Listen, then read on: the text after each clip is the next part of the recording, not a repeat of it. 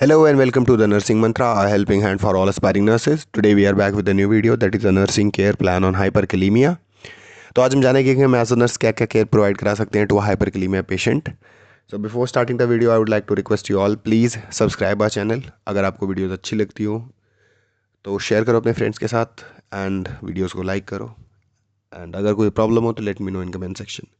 So let's start. सबसे पहले जान लेते हैं कि हाइपरकलीमिया क्या होता है. सी हाइपरकलीमिया क्या है? Abnormal high levels of potassium, electrolyte potassium in are blood.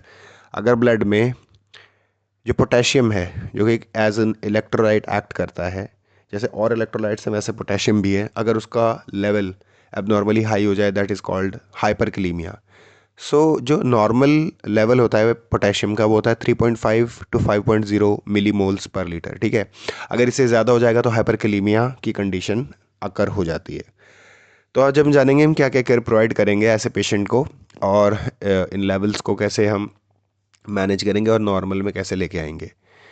इसमें सबसे पहले आपके पास आ जाएगा पेशेंट्स आइडेंटिफिकेशन डेटा, उसके बाद सोशियो इकोनॉमिक स्टेटस, उसके बाद हिस्ट्री कलेक्शन में आप फैमिली चार्ट ड्रॉ करोगे, फिर फैमिली ट्री एंड आ जाती है हिस्ट्री ऑफ इलनेस. इसमें हमारे पास past medical history, past surgical history, present medical history और प्रेजेंट सर्जिकल हिस्ट्री होती है और आती है चीफ कंप्लेंट्स लास्ट में. अब देखो इसमें प्रेजेंट मेडिकल हिस्ट्री कैसे लिखी जाती है उसका एक एग्जांपल मैंने आपको दे दिया है कि 27-year-old patient presents with hyperkalemia detected on routine labs, complaining of mild fatigue and intermittent muscle weakness over the past few days. No chest pain, palpitations or syncope reported.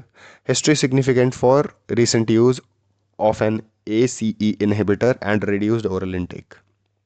तो ये आप ऐसे लिख सकते हो.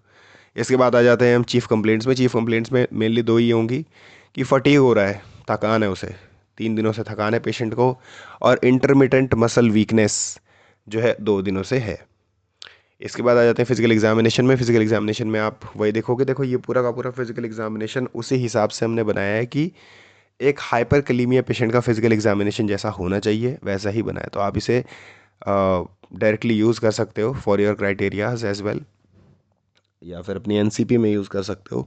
तो इसमें हमने जनरल अपीयरेंस चेक किया है, मेंटल स्टेटस और पोस्चर चेक किया है. अब देखो इसमें भी जो हेल्थ है वो माइल्डली इल दिखा रहा है, जो इसमें डिसीज़ के अकॉर्डिंग चेंजेस आते रहते हैं. ठीक है, अब जैसे हाइपरकलीमिया, तो हाइपरकलीमिया में जो जो चेंजेस हो सकते हैं पॉसिबल फिजिकल एग्जामिनेशन में जो हमें देखने को मिलेगा वो सब इसमें इंक्लूडेड है. इसके बाद आ जाएंगे हम स्किन कंडीशन पे, हेड एंड स्काल्प पे और आइज़ पे. उसके बाद हम देखेंगे ears, nose, mouth and pharynx. इसके बाद हम देखेंगे नेक, चेस्ट और एब्डोमेन. एब्डोमेन में वही ऑब्जर्वेशन, पाल्पेशन, परक्यूशन और ऑस्कल्टेशन. इसके बाद एक्सट्रीमिटीज़, बैक और जेनिटल एंड रेक्टम, और यहाँ पे आपका हो जाएगा फिजिकल एग्जामिनेशन ख़त्म. इसके बाद आएगी वाइटल साइंस. तो वाइटल साइंस में आप क्या चेक करोगे? टेम्परेचर जो कि नॉर्मल है, पल्स रेट स्लाइटली एलिवेटेड है, रेस्पिरेटरी रेट अपर नॉर्मल लिमिट पे है, मतलब 12 to 20 होता है तो 20 ब्रेथ्स पर मिनट है. Blood pressure pre hypertensive, SpO2 normal, blood glucose normal, serum potassium elevated है, 6.2 मिली इक्विवेलेंट पर लीटर दिखा रहा है और 3.5 to 5.0 होता है नॉर्मल. ठीक है, तो हाइपरकलीमिया है. इसके बाद लैब इन्वेस्टिगेशंस पे आ जाओगे तो उसमें सीरम पोटेशियम सबसे पहले वही चेक कराओगे, एलिवेटेड आएगा. सीरम सोडियम नॉर्मल है, सीरम क्रिएटिनिन स्लाइटली एलिवेटेड है, ब्लड यूरिया नाइट्रोजन एलिवेटेड है. GFR होता है ग्लोमेरुलस फिल्ट्रेशन रेट, वो भी माइल्डली डिक्रीज्ड है. इसके बाद serum glucose normal. ECG suggestive of hyperkalemia. इसमें क्या है, नॉर्मल वैल्यू जो होता है, जो टी वेव होती है नॉर्मल में होती है, पर यहाँ पे जो टी वेव्स हैं उन वो पीक्ड है, मतलब पीक शो हो रही है ECG में. तो इससे हमें पता चल जाता है कि हाइपरकलीमिया हो रखा है. ABG क्या है? स्लाइटली एसिडोसिस है दिखा रहा है. CBC आपने दिखाया तो उसमें कुछ चेंजेस नहीं आए, मोस्टली सब नॉर्मल ही है. नेक्स्ट हम देखेंगे मेडिकेशन. मेडिकेशन में हमने दिया है कैल्शियम ग्लूकोनेट 10%. उसके बाद रेगुलर इंसुलिन, डेक्सट्रोज 50% दिया है, सल्ब्यूटामॉल, सोडियम बाइकार्बोनेट दिया है, फिर काइक्सिलेट दिया है, फ्रोसोमेट दिया है, और अगर डायलिसिस की नीड होगी तो डायलिसिस करवाएंगे. और ये सब आपका मेडिकेशन या ट्रीटमेंट में आ जाएगा. इसके एक्शंस आप चेक कर सकते हो, एक्शंस में आपको पता चल जाएगा कौन सी चीज़ क्यों दी जा रही है. अगर कुछ समझ में ना आए तो let me know in comment section. Okay, इसके बाद आ जाते हैं नर्सिंग डायग्नोसिस में. इसमें risk for decrease cardiac output as evidence by elevated serum potassium level. इसके बाद impaired muscle function as evidence by patient reports muscle weakness and fatigue.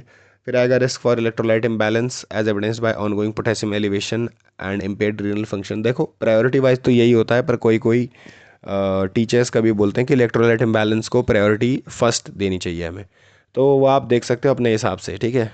Next बनेगा एंजाइटी पे और उससे नेक्स्ट बनेगा नॉलेज डेफिसिट पे। फिर सबसे पहले अपने हम आ जाते हैं एनसीपी पे। इसमें हमने देखा subjective data patient reports fatigue and muscle weakness. Objective में आपने सीरम पोटेशियम लेवल चेक कर लिया, उसका ईसीजी कर लिया, जो टी वेव है वो पीक पे आ रही है। फिर प्लानिंग में आपके देखो सामने ही है, कार्डिक रिदम उसकी कंटिन्यूसली मॉनिटर कर दी है, serum potassium level regularly monitor करना है, असेस करना है, और कैल्शियम ग्लूकोनेट देना है जैसे प्रिस्क्राइब किया डॉक्टर ने। इंसुलिन एंड डेक्सट्रोस भी आपको एडमिनिस्टर करना है जैसे डॉक्टर ने बोला है। फिर वाइटल साइंस एवरी 4 आवर्स पे मॉनिटर करो। पेशेंट को एजुकेट करो कि पोटेशियम रेस्ट्रिक्टेड डाइट खाए जिसमें बनाना वगैरह जो होता है उसे एक्सक्लूड करे। फिजिशियन से कोलैबोरेट करो ताकि जो अगर चांसेस हैं डायलिसिस के तो भाई आप डायलिसिस जो है उसके लिए प्रिपेयर करो पेशेंट को। इमरजेंसी इक्विपमेंट्स रेडी होने चाहिए बेड साइड अगर ऐसी कोई सिचुएशन राइज होती है तो इसमें risk for decrease cardiac output है, तो इसमें आप गोल ये लिख सकते हो the patient will maintain stable cardiac output या फिर stable cardiac output will be maintained.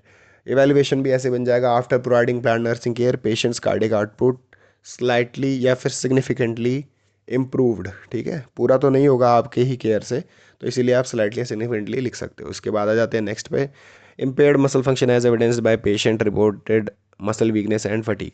Subjective data में वही आएगा कि पेशेंट कहेगा मुझे मसल वीकनेस फील हो रही है। ऑब्जेक्टिव डेटा में आप reduced muscle tone and slow movements noted on physical examination. Objective data में आप ये देख सकते हो। प्लानिंग में क्या आएगा, assess muscle strength and tone regularly, monitor electrolyte levels especially potassium, encourage frequent rest periods, assist with daily activities as needed, provide high protein balanced diet, encourage light physical activity as tolerated and educate importance of medication adherence। ये सारी आपकी planning हो जाएगी, इसी पे based आपकी intervention बनेगी और लास्ट में इसी पे बेस्ड आपकी वैल्यूएशन बनेगी। ठीक है, नेक्स्ट पे आ जाते हैं, risk for electrolyte imbalance as evidenced by ongoing potassium elevation and impaired renal function creatinine 1.6 mg/dl। ठीक, सब्जेक्टिव डेटा में क्या, patient reports fatigue and nausea. Objective data में सीरम पोटेशियम लेवल चेक कर लोगे, सीरम क्रिएटिनिन चेक करोगे। इसके बाद आ जाओगे प्लानिंग पे। प्लानिंग में क्या है, सीरम इलेक्ट्रोलाइट्स को आपको डेली मॉनिटर करना है। रीनल फंक्शन के इंडिकेटर्स जैसे कि क्रिएटिनिन और BUN को भी आपको असेस करते रहना है। BUN is blood urea nitrogen. उसके बाद एजुकेट करना है लो पोटेशियम डाइट के लिए पेशेंट को, और monitor fluid intake and output, intake output chart maintain कर लो उसका। पोटेशियम लोवरिंग एजेंट्स जो भी प्रिस्क्राइब करें उसे एडमिनिस्टर करना है। Evaluate for science of electrolyte disturbances that is arrhythmia muscle cramps वगैरह वगैरह के लिए इवेल्युएट करना है। कोलैबोरेट विद डाइटिशियन ताकि रीनल फ्रेंडली डाइट हम पेशेंट को दे सकें और लो पोटेशियम डाइट दे सकें। अभी इसमें मेडिकेशन में आप अगर चाहो तो इसमें लूप डायरेटिक्स इंक्लूड कर सकते हो ना, लूप डायरेटिक्स हम देते हैं ताकि पोटेशियम जो है बॉडी से ड्राइव आउट हो सके। इसी पे बेस्ड इंटरवेंशन और फिर लास्ट में उसी पे बेस्ड इवैल्यूएशन आपकी बन जाएगी। अब हम आ जाते हैं अपने हेल्थ एजुकेशन पे। पेशेंट को बोलना है कि भाई लो पोटेशियम डाइट लो, फूड्स जैसे कि बनाना ऑरेंजेस पोटैटोज इन्हें अवॉइड करो। एडिक्वेट फ्लूइड जो है आपको लेना है अनलेस रेस्ट्रिक्ट कर रखा हो डॉक्टर ने। ठीक है, और प्रिस्क्राइब्ड मेडिकेशंस एग्जैक्टली जैसे बोला गया है वैसे उन्हीं डोजेज में लेनी है, उसे स्किप नहीं करना है। लैब टेस्ट करवाते रहना है ताकि आपको किडनी फंक्शन और आपका जो है पोटेशियम लेवल पता रहे क्या है कितना है। और अगर बहुत ज़्यादा muscle weakness, irregular heart beat या नमनेस फील हो रही है तो आपको डॉक्टर को तुरंत क्या करना है, रिपोर्ट करना है। और अपना daily wait record, fluid intake, symptoms जो भी हैं वो रिपोर्ट करने हैं ड्यूरिंग द चेकअप्स। ठीक, और ओवर द काउंटर सप्लीमेंटेशन कुछ नहीं लेनी है, कोई सॉल्ट सब्स्टिट्यूट्स जो पोटेशियम कंटेन करते हैं उन्हें नहीं लेना है, और अपना बस वही फॉलोअप केयर मेंटेन करके रखना है। तो आप चेक कर सकते हो हेल्थ एजुकेशन में यही सब हम अपने पेशेंट को एजुकेट करेंगे रिगार्डिंग इस condition. So that's all for the care of a hyperkalemic patient. अगर आपको कुछ समझ में ना आया वीडियो में तो let me know in comment section, मैं रिप्लाई करूँगा। और अगर वीडियो अच्छी लगी हो please share it with your friends and for more such videos stay tuned.